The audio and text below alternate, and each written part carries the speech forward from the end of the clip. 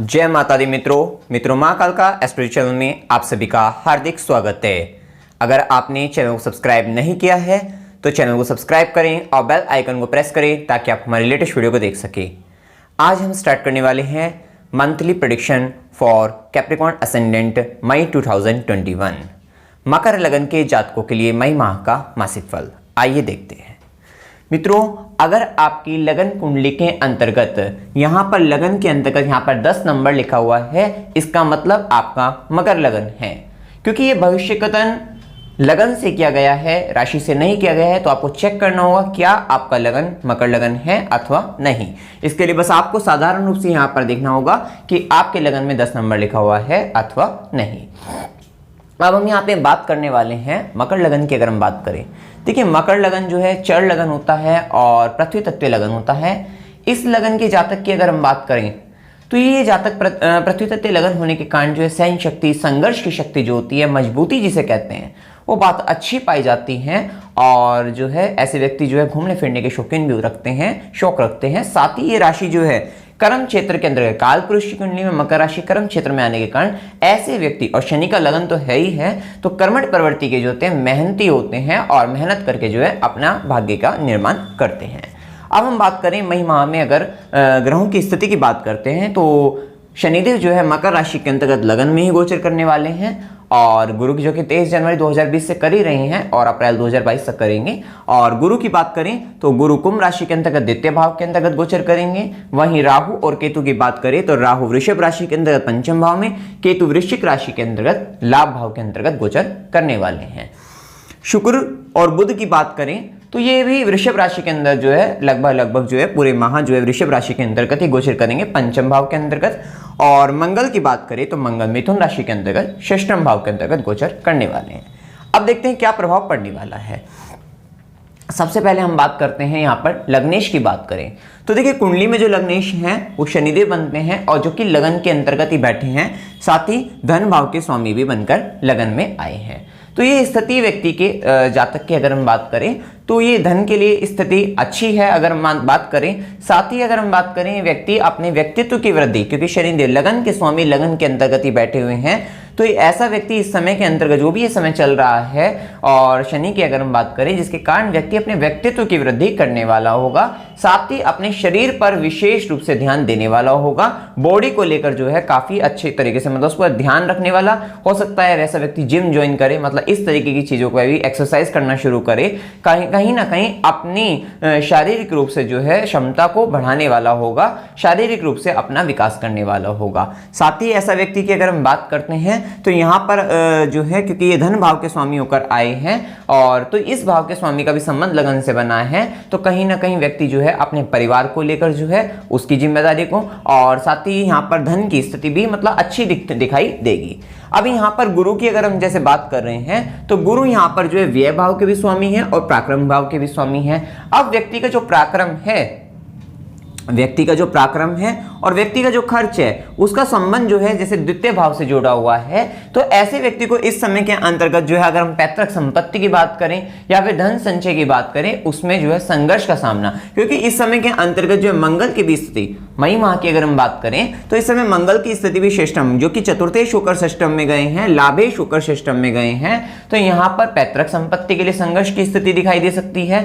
धन संचय को अगर हम बात करें तो वहां पर भी जो है स्थिति थोड़ी अच्छी नहीं दिखाई देगी, उसमें भी संघर्ष रहेगा। और व्यक्ति का जो इस समय जो पराक्रम है वो अगर हम बात करें वो द्वितीय भाव की ओर है, मतलब ऐसा व्यक्ति इस समय अपने परिवार को लेकर जो है या फिर अपनी वाणी को लेकर भी हो सकता है कि व्यक्ति जो है थोड़ा सा मतलब जो है पराक्रम करता हुआ दिखाई दे, या फिर अगर हम बात करते हैं धन को संचित करने के लिए, ऐसा व्यक्ति धन को जोड़े रखने के लिए ऐसा व्यक्ति इस समय पराक्रम करता हुआ दिखाई देगा और अपने परिवार को एकजुट करने के लिए भी कह सकते हैं कहीं ना कहीं पराक्रम करता हुआ दिखाई देगा। यहां पर अगर हम बात करते हैं सूर्य की, अगर हम बात करें सूर्य अष्टम भाव के स्वामी होकर जो है चतुर्थ भाव में उच्च के हुए हैं, देखिए उच्च के सूर्य अच्छे परिणाम तो देते हैं, लेकिन ये क्या है, अष्टमेश होकर चतुर्थ भाव में आए हैं, तो कहीं ना कहीं ये कुछ परेशानियां जो है चतुर्थ भाव से संबंधित लेकर आने वाले हैं। ये भी एक कारण रहा है जो हमने बताया भी था यहाँ पे कि भूमि भवन वाहन की अगर हम बात करें थोड़ी उससे संबंधित परेशानी भी हो सकती है। अभी यहाँ पर अगर हम सूर्य की बात करें, क्योंकि सूर्य क्या है, ग्रहों के राजा है और आपके भी बॉस हैं, और उनकी दृष्टि कहाँ है, कार्य क्षेत्र कर्म क्षेत्र पर पड़ रही है। तो इस समय आपको ध्यान रखना होगा कि कार्य क्षेत्र में अनुशासन बनाए रखें, अपना काम नियमानुसार करते रहिए, किसी भी तरीके से मतलब जो है गलत काम करने से बचेगा, क्योंकि आपके जो बॉस की निगाहें कह लीजिए, बॉस की नज़र कह लीजिए, वो आपके ऊपर है। मतलब कहीं ना कहीं कोई व्यक्ति, कोई समाज का प्रतिष्ठित व्यक्ति कह लीजिए, या फिर जो है देश का व्यक्ति, मतलब जो है एक जैसे राजा होता है वो कह लीजिए, मतलब कहीं ना कहीं हायर अथॉरिटी की बात अगर हम करें, उसकी निगाहें जो है आपके ऊपर टिकी हुई है। तो ये किसी भी वे में हो सकता है कि आपको जो है गलत काम करने से जो है बचना चाहिए। मतलब अपने कर्मों को जो है, जो भी आपका कर्म क्षेत्र है, जो भी आपकी रिस्पॉन्सिबिलिटी है, जो भी आपकी जिम्मेदारी है, उसको बखूबी निभाना है। उसमें किसी भी प्रकार से कमी नहीं आनी चाहिए, किसी भी प्रकार से मतलब जो है गलत काम से आपको बचना चाहिए, क्योंकि आप एक तरीके से सूर्य जो कि सरकार है उनकी निगाहों में भी आप हैं। तो यहां पर इस बात का विशेष रूप से आपको जो है ख्याल रखना चाहिए। मन में किसी तरीके की घबराहट हो सकती है इस समय के अंतर्गत, ऐसी स्थिति बन सकती है, क्योंकि ये अष्टमी होकर जो है चतुर्थ भाव से संबंध बनाए, थोड़ा सा घर में कलह की स्थिति जो है यहाँ पर बनती हुई दिखाई दे सकती है। आपको ये समस्या बन सकती है। हृदय संबंधी विकार जो है, थोड़ा सा हार्ट से रिलेटेड आपको प्रॉब्लम हो सकती है, उसका विचार करिए, क्योंकि आपका पराक्रम भी आपके कुटुंब, आपके परिवार की तरफ है। तो ये समस्या थोड़ी बन सकती है, लाजमी है यहाँ पर। तो थोड़ा सा इस बात को देखकर, मतलब चतुर्थ भाव को लेकर, अपने घर को लेकर जो है आपको थोड़ा केयरफुल और सावधान जो है यहाँ पर रहना चाहिए। और माता को लेकर तो विशेष रूप से जो है आपको ध्यान रखना चाहिए। माता को कष्ट हो सकता है, किसी प्रकार का फीवर हो सकता है, बुखार की अगर हम बात करें ये हो सकता है, बीपी के से रिलेटेड, ब्लड प्रेशर से रिलेटेड प्रॉब्लम हो सकती है। और एक बात और, यहाँ पे आपकी माता का स्वाभिमान भी बढ़ता हुआ दिखाई दे सकता है, ऐसी स्थिति बन सकती है। तो यहां पर आपको जो है इस भाव से संबंधित जो बातें करी हैं, थोड़ा सा वहां पे केयरफुल ध्यान रखना चाहिए। अभी आप एक बात और देखते हैं कि यहां पर इस माह के अंतर्गत जो है पंचम भाव में कई ग्रह की होती हैं, शुक्र है, राहु है, बुध है, और अगर हम चंद्रमा की बात करें जो कि गोचर में पास हो ही गई, वृषभ राशि के अंतर्गत 12 तारीख से 14 तारीख के अंतर्गत पास होने वाला है। कहीं ना कहीं पंचम भाव जो है एक्टिव होता दिखाई दे रहा है।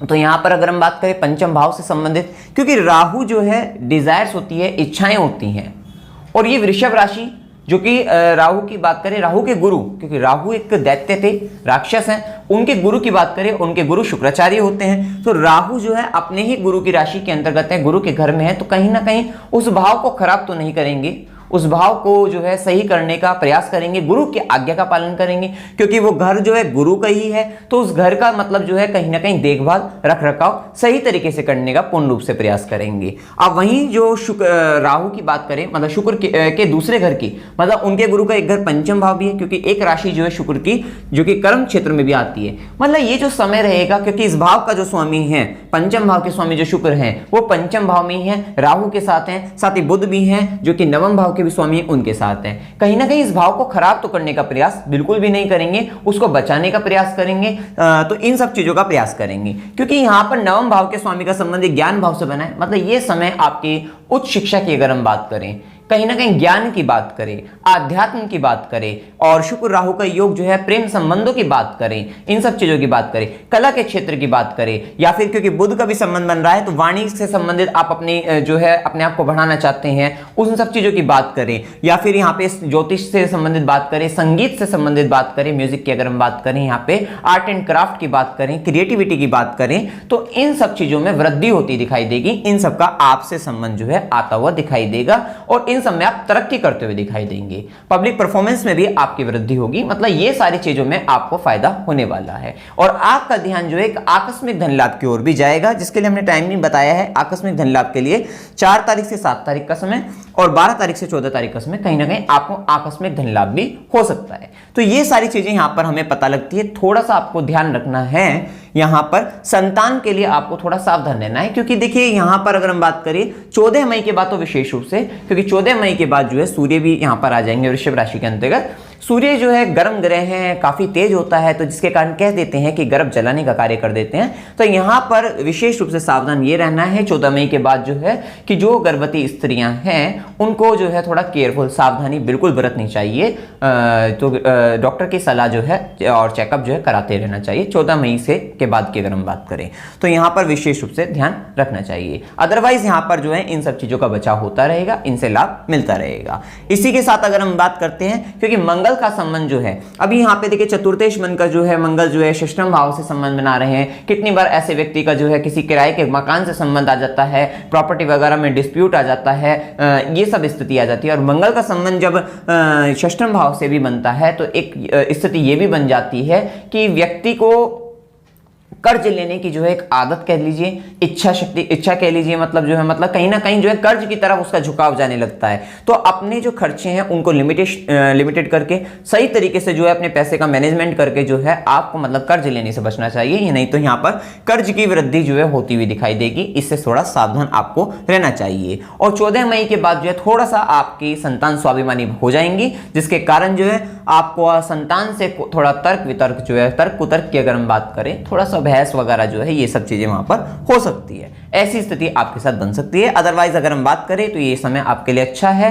आपको जो है अपने नॉलेज में जो है एनहांसमेंट होगा, मतलब नॉलेज की वृद्धि होगी, आपकी ज्ञान वृद्धि होगी और आप अच्छे तरीके से जो है ज्ञान वृद्धि करके अपने कर्म क्षेत्र में विशेष स्थान प्राप्त कर सकते हैं। बस आपको ये ध्यान रखना है कि आपको अपनी जिम्मेदारियों को जो है बखूबी निभाना चाहिए। और यहां पर अगर हम बात करें अशुभ दिनों की बात करें तो ये 1 तारीख से 2 तारीख का दिन जो है 1 तारीख से 2 तारीख। अब इसमें टाइमिंग जो हमने लिखी हुई है वहां पर जो है कितने समय से कितने समय तक का समय रहेगा जो अशुभ रहेगा। 1 से 2 की बात करें 14 तारीख से 16 तारीख का और 19 तारीख से 21 तारीख का समय जो है, क्योंकि यहाँ पे चंद्रमा 6, 8, 12 से पास हो रहे हैं तो इस समय के अंतर्गत थोड़ा सा हेल्थ रिलेटेड इश्यूज वगैरह जो है ये हो जाते हैं, मानसिक तनाव की स्थिति बन जाती है, किसी भी ना किसी समस्या में व्यक्ति उलझा रहता है, ऐसी स्थिति व्यक्ति के साथ बन जाती है और खर्च का पैमाना व्यक्ति का बढ़ जाता है। तो इसके लिए थोड़ा सा आपको सावधान रहना चाहिए। इन अशुभ दिनों के अंतर्गत कोई आपको इंपॉर्टेंट डील जो है साइन नहीं, मतलब किसी भी तरीके का जो है इंपॉर्टेंट वर्क नहीं करना चाहिए, उससे बचना चाहिए। ये सारी चीजें आपको ध्यान रखनी चाहिए। आप कोई बड़ा इन्वेस्टमेंट आप करना चाह रहे हैं, कोई इन्वेस्टमेंट करना चाह रहे हैं, उससे आपको बचना चाहिए। शुभ दिनों की बात करें 4 तारीख से 7 तारीख की बात करते हैं, 12 तारीख से 14 तारीख की बात करें, 21 से 23 की बात करते हैं, 23 से 25 की बात करते हैं। ये दिन आपके लिए जो है शुभ माने जाएंगे। तो इन दिनों में जो है आप जो कोई डिसीजन लेना चाहते हैं तो आप इन दिनों में ले सकते हैं, कोई शुभ कार्य करना चाहते हैं इन दिनों में कर सकते हैं। वहीं पर अगर हम बात करें 21 तारीख से जैसे 23 तारीख की बात करें, ये चंद्रमा आपकी कन्या राशि के अंतर्गत भाग्य भाव के अंतर्गत जाएगा, धर्म भाव है, तो यहाँ पर धर्म कार्य में आपकी वृद्धि हो जाएगी। धार्मिक यात्रा, किसी मंदिर वगैरह की यात्रा जो है आपकी हो सकती है, चाहे किसी पास के ही मंदिर में आप चले जाए, इस तरीके की स्थिति बन सकती है। या कोई व्यक्ति तीर्थ यात्रा पे जा सकता है, ऐसी स्थिति व्यक्ति की बन सकती है। तो ये सारी चीजें आती है, व्यक्ति को अपना भाग्य का साथ मिलता हुआ इस समय के अंतर्गत दिखाई देता है। वहीं अगर हम बात करते हैं धनु राशि की बात करें, जो कि हमने बताया ही है 1 से 2 तारीख की अगर हम बात करते हैं, या फिर 27 से 29 की बात करें, चंद्रमा 12वें घर के अंतर्गत रहेगा, खर्च का पैमाना बढ़ता हुआ दिखाई देगा। इस समय के अंतर्गत थोड़ा सावधान रहना चाहिए। वहीं पे अगर हम बात करते हैं यहाँ पर मीन राशि की अगर हम बात करें 7 तारीख से 9 तारीख की बात करें, चंद्रमा तृतीय भाव के अंतर्गत रहेंगे, तो ये समय भी आपको छोटी यात्रा वगैरह हो सकती है, थोड़ा पराक्रम में आपकी वृद्धि होती हुई दिखाई देगी, इस तरीके का रहेगा। तो ये सब आपको जो है थोड़ा ध्यान रखने वाली बात है। और वैसे भी कोरोना चला हुआ है तो आपको वैसे भी अपने आप को जो है मतलब जो है सेफ्टी रखनी चाहिए, बिल्कुल जो है मास्क वगैरह जो है अच्छे तरीके से लगाए रखिएगा जो है, और जो है दूरी बनाए रखिए और घर के अंदर रहे तो ज़्यादा अच्छा है। तो ऐसी स्थिति में आपको जो है बिल्कुल सावधान जो है रहना चाहिए। यहाँ पे अगर हम उपाय की बात करें तो उपाय के लिए आपको हनुमान चालीसा का पाठ करना चाहिए पूरे माह की अगर हम बात करें। साथ ही नशीले पदार्थों के सेवन से आपको जो है बचना चाहिए। कर्म क्षेत्र में स्थिति आपकी अच्छी है, बस गलत काम से आप बचे रहिएगा और बाकी सब जो है आपकी स्थिति अच्छी है। आदित्य हृदय स्तोत्र का पाठ जो है बिल्कुल करिएगा जो है, साथ ही सूर्य को जो है नित्य जल आपको चढ़ाना है। इसमें आपको कोई भी डाउट हो आप कमेंट सेक्शन में पूछ सकते हैं। वीडियो अगर आपको अच्छा लगा वीडियो को लाइक कीजिए, शेयर कीजिए और चैनल को सब्सक्राइब कीजिए। जय माता दी।